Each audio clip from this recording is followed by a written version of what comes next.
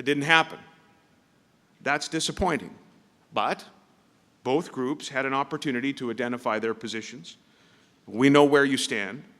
Minister Ryder will speak more about this later in convention, and the province will make a decision. As we move forward, though, I just want to offer a caution that we focus not too much in terms of the change in the distribution formula as a means to deal with financial pressures. All governments, our government and your government and rural governments, must first look at containing their costs. We all must be focused, even at a time of growth, especially at a time of growth, I would say, in ensuring that our fiscal health is sustainable for the long term, that we are watching our budgets. Our government isn't perfect in this regard, but we are trying. We are trying with some success to keep a lid on spending. We've made a concerted effort to reduce our workforce by 15%.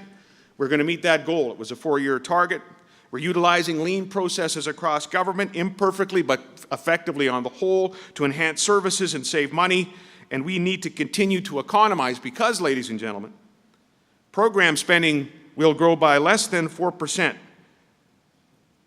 That was forecast in our election platform in last year's budget. We also forecast a 4% increase in our election platform for a year ago for next year, and I could tell you it's going to be less than that. It's going to be less than that because revenues are soft. This might seem counterintuitive to people in the room. Frankly, it does to me sometimes when I get the reports. Because the economy is strong, and the economy is forecast to remain strong. We're forecast to be 1 or 2 by almost every chartered bank and prognosticator in the country. But as we saw in 2009, when we were about $2 billion short in the budget and our economy was still relatively strong, stronger than almost any place in the world, you can have a very strong economy and you can have tighter provincial revenues. We are facing, and we have now, and will continue to face, lower oil prices, even with oil at $97 West Texas. The reason is because of the differential that exists. The differential that we face in our province, though not as intense as what they're looking at in Alberta, is about $300 million on our budget in revenue. And the differential really is a double discount. Because our oil heads to Cushing to get sold, as you know. Half of it's sour or a little heavier, that's his ballpark. Half of it's lighter. The heavier oil, there's a discount for that because it requires more value added to get it to the point where it's ready to go to market. And there's also a discount because of a lack of pipeline capacity in North America today. So we can't move all we'd like to move as a province, and that means there's a differential. By the way, it's why our government will continue to speak out on issues like Keystone and Gateway, and I hope you'll join us. We need to move that energy out of this province. We need to focus on refining and upgrading more here, and we're going to do that, but we need to ensure we are supporting pipelines that make sense, that are still the most efficacious, environmentally safe way to move energy. We need to debunk myths about Canadian oil. It's not dirty. I'd stack up our record environmentally in the oil industry to any country in the Middle East or South America. And so we were grateful when 10 U.S. governors joined us in a letter to the President. And one governor in Montana, the Democratic governor there, who was on the press release saying, we need that Keystone approved, it's true, and we need other provinces to understand the importance of Canada as an energy power and approve pipelines across our jurisdiction. But our challenge, though, is there, fiscally. It's not as acute as I've said in Alberta. Why? Because our economy is more balanced. Our revenue sources are more balanced. That means we can have a balanced budget, and we will. But there will be tough choices to get there. There are third parties like universities today who are going through a lean effort, who are going through efficiency efforts to try to reduce their overall budgets. I welcome and acknowledge the leadership of both university presidents in this regard. Health regions have been doing the same thing. I think there's municipalities that are doing the same thing, but as I said, I hope our resolve is strong to make sure we're very careful on the fiscal side so we can sustain this for the long term. For our part, we're going to continue try to pay off debt when we can. We've reduced the debt by about 44% since 2007, and we're going to focus on these third-party budgets we have. Other than SUMAs, other than the municipal sector, that'll grow at 11%, we're looking at roughly inflationary increases across the board. So there will be challenges that we're going to need to meet. I remember when 2009 happened, and we were about $2 billion short or so, thereabouts. All you really need to know is the 2 and the B, and that you're good. And ladies and gentlemen, there were economists from all over the world as recession hit that said, now John Maynard Keynes' philosophy tells us, now you deficit budget. Load it up. We chose not to do that on the operating account. We chose to move some things around and make some reductions. Here's why. Economists are the ones that make these recommendations, that you deficit finance at certain times in the economic cycle. But it's politicians of all stripes and of all persuasions that have to make the decisions to get it back to balance. Our first finance minister, Rod Gannifor, said, I wish the decisions were between smart and dumb, good and bad. But you know, and we know, often they are competing good projects or programs or efforts or infrastructure that you're faced with. And so politicians have a difficulty, more so than economists in the world of theory, to say, here's how we're going to get it back to balance, especially if it's deficit on deficit on deficit, and pretty soon your problem is measured in the billions of dollars, and you've given away an advantage that you've worked hard, that we've worked hard to build as a unique, fiscally strong jurisdiction, not just in Canada, but in North America. Fiscal responsibility is at the heart of our growth plan, Vision 2020 and beyond. There are other elements to it. I won't get into all the details, but there's a focus on innovation. We're going to continue to engage internationally, especially in Asia. We're going to look at our competitiveness in terms of regulation and taxes, and the labor shortage piece needs to be dealt with, and a big part of our growth plan is infrastructure. $5.6 billion in investment since we were first elected. That's about twice what was there in the 4 years prior to that, but there is, as you know, more work that is needed to be done in villages and in towns and in our cities. Our growth plan commits another $2.5 billion over the next 3 years. We've created Sask Builds, a new Treasury Board crown. You'll want to talk a little bit about that, I'm sure, at the Bear Pit. I hope you do, because Don McMorris is no longer the health minister, and he's welcoming every question he can get. I think Don's here. He is. We created Sask Builds to drive innovation in terms of how we do infrastructure. We took $150 million from the Growth and Financial Security Fund. We're going to leave that balance at about $500 million in the bank account, cash.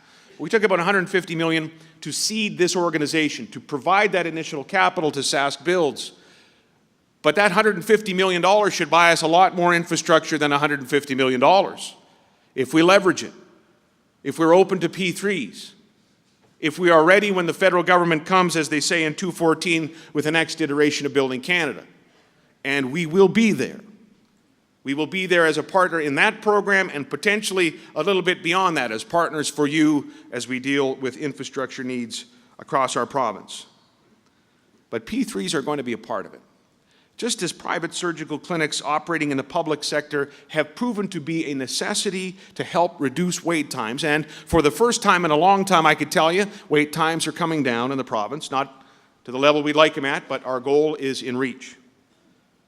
We have large projects ahead of us, so just like in healthcare, we need to think differently. We need to be creative, and we're going to use private-public partnerships, and we look forward to using those partnerships along with partnerships with our municipal sectors as they look to large and small infrastructure needs in their communities.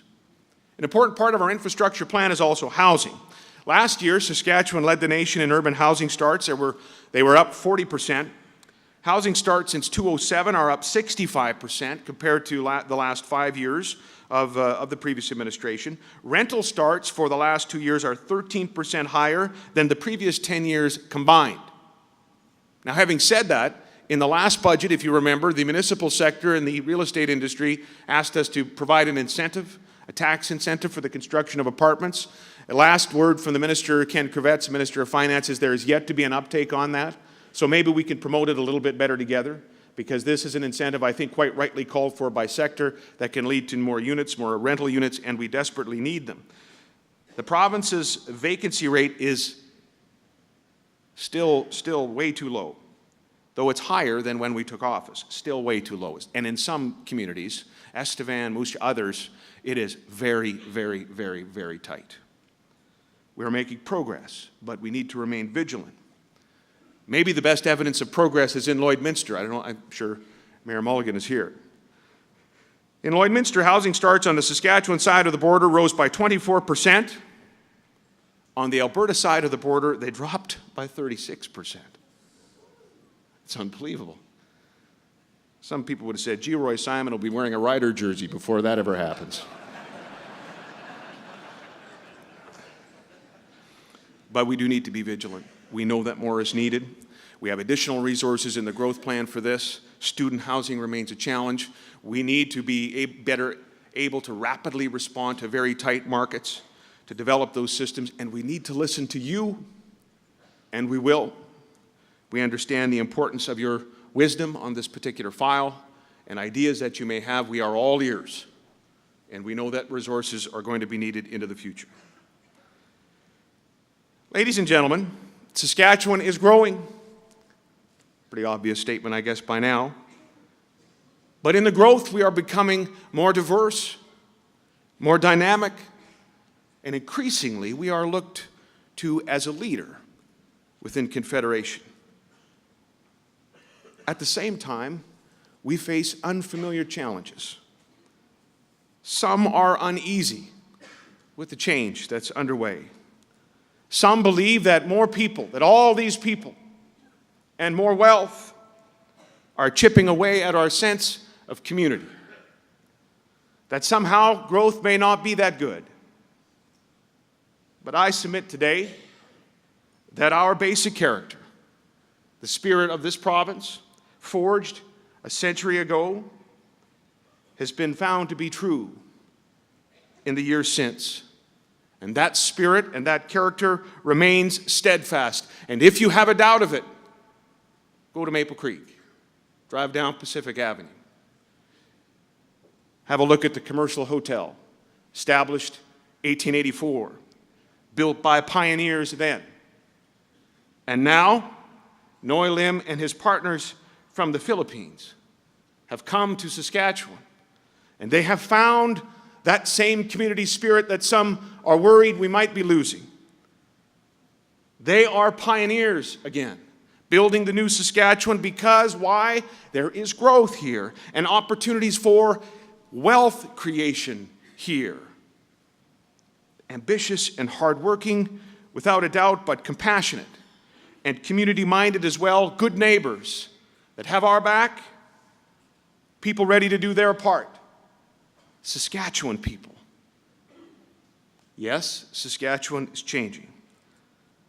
But because of who we are, and because of who we are becoming, because of where we have been, and because of where we are boldly going, we welcome these new challenges of growth.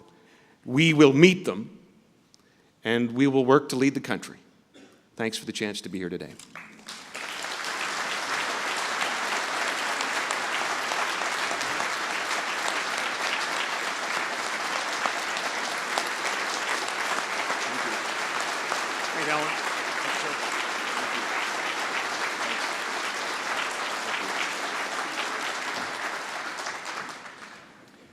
Mr. Premier, thank you for your words of wisdom, for your enthusiasm as always.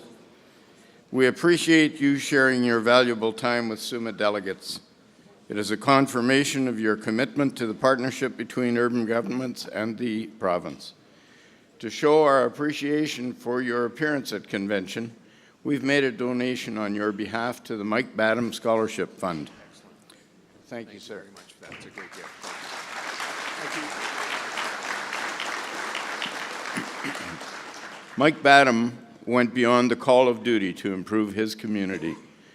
Through service on Regina City Council, his efforts as a school teacher and principal, and on the SUMA Board of Directors, In honor of his passion for education, the Scholarship Fund was created to help support students in the